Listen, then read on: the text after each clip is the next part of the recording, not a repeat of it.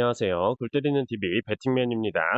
자, 축구 토토 승무패 39회차 우선 38회차에서 4억 7천만 원이 이월이 됐고 많은 분들의 관심이 가는 만큼 신중하게 픽을 선택하기 위해서 오늘은 금요일이 아닌 토요일에 골 때리는 TV 가족분들 찾아뵙게 됐습니다.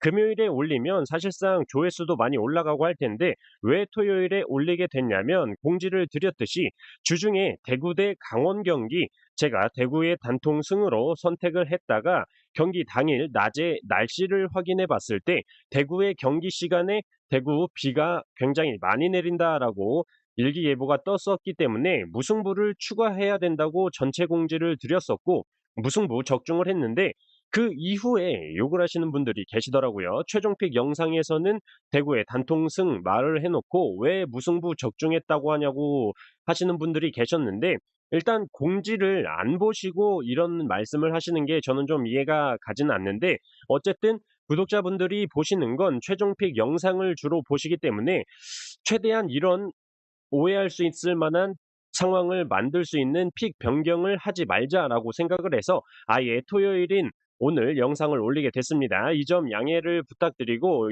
기본적으로 오늘 날씨를 확인을 하고 영상을 올려드리려고 최종픽 영상이 늦어졌는데 일단 어제 확인한 날씨와 딱히 오늘의 날씨가 좀 달라진 점은 없는 것 같습니다. 그래서 제가 생각하고 있는 이변이 나오는 경기가 그대로 어제 생각과 동일하게 이변 경기로 픽을 했고 첫째 날 K리그에서는 가장 큰 이변이 나올 수 있는 경기가 되지 않을까 싶네요. 그리고 항상 말씀을 드리지만 제가 말씀드리는 게 14경기 모두 정답이 될 수가 없고 어떤 사이트, 어떤 채널, 어떤 전문가의 돈을 싸들고 가도 14경기에 대한 정답을 얻을 수가 없는 게 축구토토 승무패이기 때문에 주중 경기 보시면 뭐 아시죠? 다 그런 상황이 나올 수 있습니다. 그렇기 때문에 자신만의 이변 경기들 진짜 이건 말도 안 된다 생각하는 픽도 한번 추가로 한 번씩 가져가 보시고 하는 게 1등 적중에 가까워질 수 있는 방법이지 않나 말씀을 드리고 싶고 오늘은 최종 픽 영상이 늦어졌기 때문에 빨리 말씀을 드리기 위해서 최대한 간단하게만 말씀을 드린다는 점 참고하셨으면 좋겠습니다. 마지막으로 금요일 밤에 골대법으로 폴더스 줄이기 정리본 유튜브 커뮤니티에 멤버십 가족 등급 전용으로 정리본 올려드렸으니까 최종픽 선택하실 때 참고자료로 활용하시라는 점 말씀을 드리면서 4억 7천만 원이 2월이 된 축구토토 승무패 39회차 최종픽 영상 시작해 보도록 하겠습니다. 영상 시작 전에 좋아요 한 번씩 눌러주시고 구독 안 누르고 보시는 분들 구독 꼭 눌러주시고 좋아요 한 번씩 눌러주시면 감사하겠습니다. 누르셨으면 시작해 보도록 하겠습니다. 자, 1번 경기 요코마리 대 가와사키. 자, 일단 요코마리는 J리그 1위를 기록 중이죠. 굉장히 좋은 모습을 보여주고 있는데 주중에 컵 경기에서 1대 4로 대패를 기록을 했습니다. 하지만 요코마리의 경우는 주중에 거의 완벽하게 로테이션을 돌리면서 기존에 출전하지 않았던 선수들 위주로 경기를 치렀고 가와사키의 경우는 컵 경기에서 어느 정도 주전 선수들을 내보내면서 요코마리보다는 주전 선수들이 체력적으로는 불리한 상태다라고 말씀을 드릴 수 있을 것 같습니다.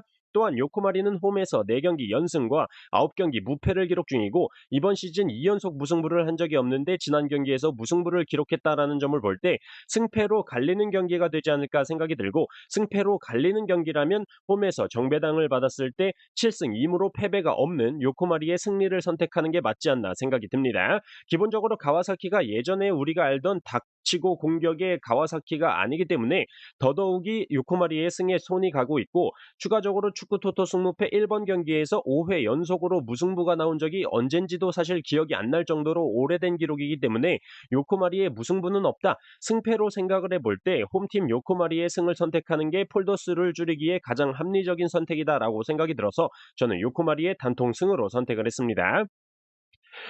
자, 2번 경기 수원 삼성 대 울산. 자, 일단 수원 삼성은 그냥 강등을 해야 된다.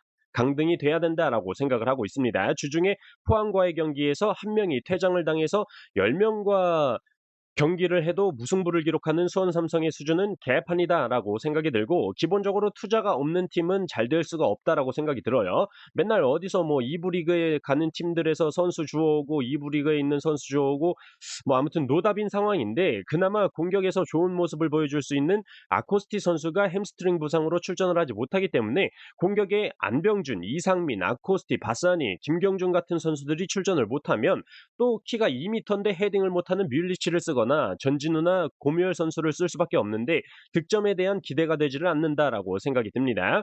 더군다나 상대가 울산이라면 주중에는 물론 선발 라인업을 보자마자 홍명보 감독님 왜 이러세요라는 생각이 많이 들었는데 아무래도 압도적인 1위를 기록 중이기 때문에 주중 경기는 좀 체력 관리를 위해서 로테이션을 돌렸다라고 생각이 들고 이번 수원 삼성과의 경기에는 제대로 된 선발 라인업으로 경기를 치를 것으로 생각이 들어서 딱히 이 경기에 이변이 생각이 들진 않습니다.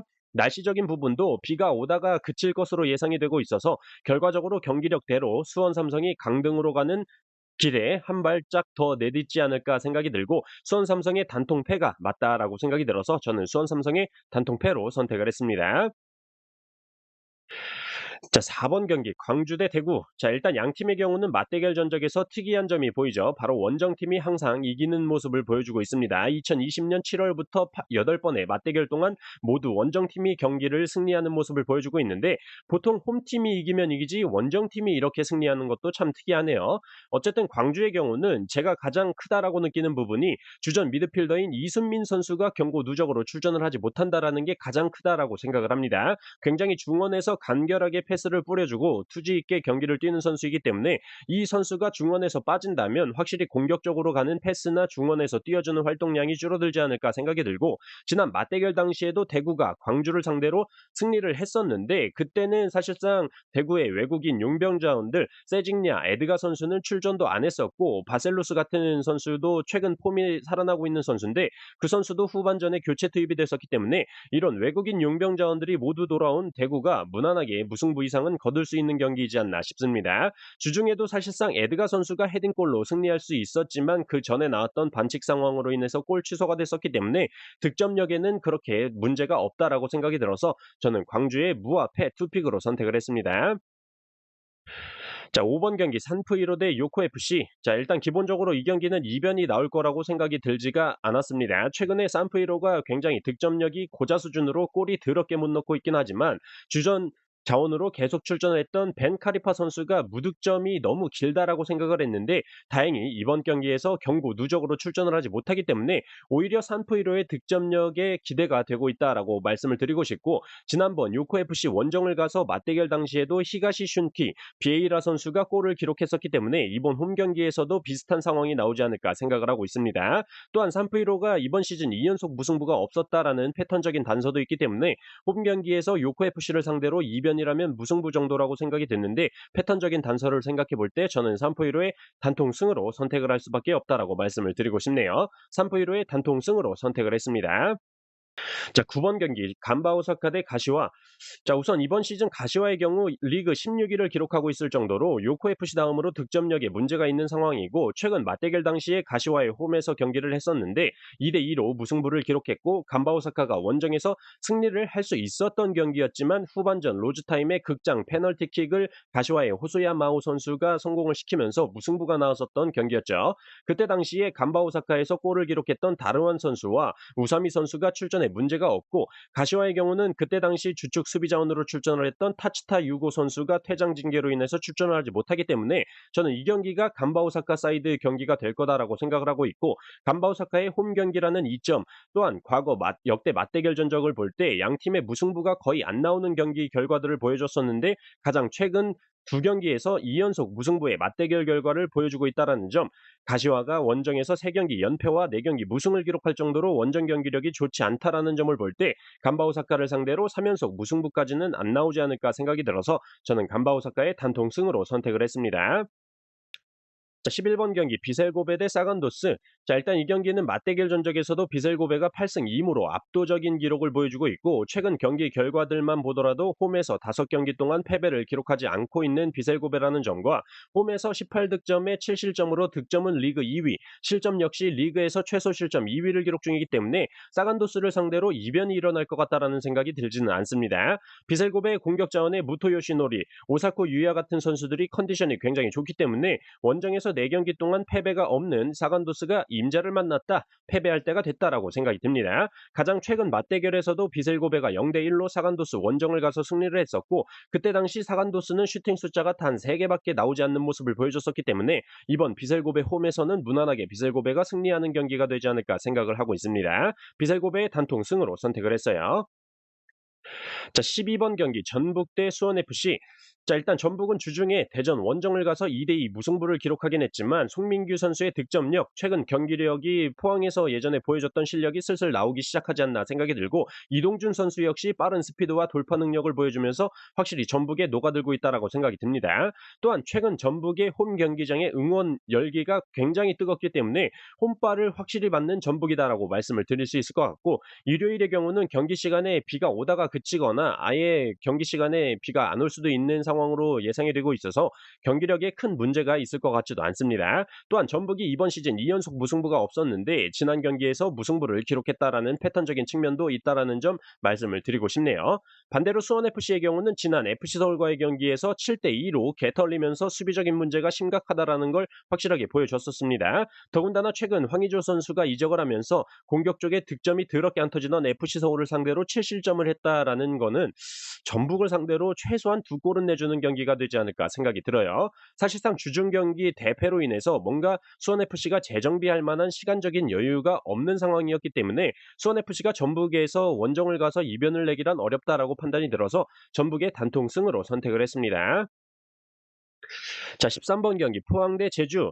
자, 일단 이 경기는 기본적으로 포항의 승리를 생각하고 있었는데 제주가 원정에서만큼은 득점력이 올라가는 모습을 보여주고 있기 때문에 마침 주축 수비 자원인 하창래 선수가 퇴장 징계로 인해서 출전을 하지 못한다라는 점과 연결해서 생각을 해볼 때 무승부 정도까지는 나올 수 있는 경기이지 않을까 생각을 하고 있습니다. 무승부를 생각하는 이유는 최근에 제주가 미드필더 자원의 최용준 선수 그리고 구자철 선수도 역시 부상인 상황에 이창민 선수 역시 상무로 입대를 했죠. 그런 상황이기 때문에 중원 자원이 부족한 상황에서 어제 전북에서 미드필더 김건웅 선수를 데려왔기 때문에 수비적으로 좀 더 단단해질 수 있는 상황이 만들어지지 않았나 생각이 들기 때문에 근데 사실상 어제 데려와서 바로 출전을 시킬지는 모르겠지만 어쨌든 미들 자원에 보강이 있다라고 말씀을 드리고 싶네요. 다만 김건웅 선수를 데려오면서 안현범 선수를 전북에 내줬기 때문에 공격적으로는 확실히 무게감이 떨어진다라고 생각이 들어서 제주의 승리까지는 생각이 들지 않고 있습니다. 번외인 얘기지만 안현범 선수가 지난주 주말에 홈 경기장에서 팬 사인회까지 하면서 부상 복귀를 앞두고 있는 것 같더니 갑자기 전북으로 가게 됐네요. 어쨌든 결과적으로 이 경기는 포항이 하창래 선수의 공백은 있지만 홈에서 충분히 제주를 상대로 리드해 갈 수 있는 경기다라고 생각이 들어서 저는 포항의 승무 투픽으로 선택을 했습니다. 14번 경기 인천 대 대전.